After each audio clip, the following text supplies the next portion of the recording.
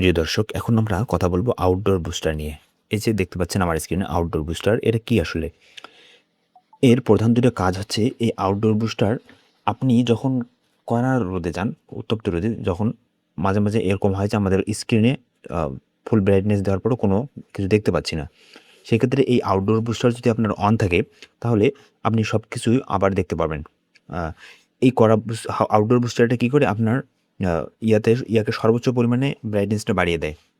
১, ২ নম্বর হচ্ছে যে আপনি যদি কোনো আ এই আউটডোর বুস্টার যদি অন থাকে আপনার, তাহলে আপনি যদি কোনো মানে অনেকগুলো মানুষ এরকম পরিবেশে থাকেন, তাহলে কি হবে? আপনার ফোনের যে ইয়াটা, কেউ যদি কল দেয় অথবা আপনি যদি কাউকে কল দেন, তাহলে আপনার অটোমেটিক লাউড স্পিকার অন হবে। হুম?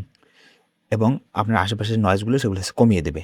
এটা হচ্ছে আউটডোর বুস্টারের এই ২ টা মূল কাজ। এর বাইরে আরও কিছু কাজ আছে। হ্যাঁ?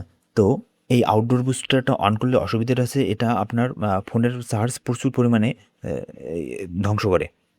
তাই এই আউটডোর বুস্টারটা অফ রাখবেন সবসময়। এটা কোথায় পাবেন? আউটডোর বুস্টার এটা আপনি সেটিংসে আসবেন। আপনার মোবাইলের সেটিংসে অপশনে আসবেন।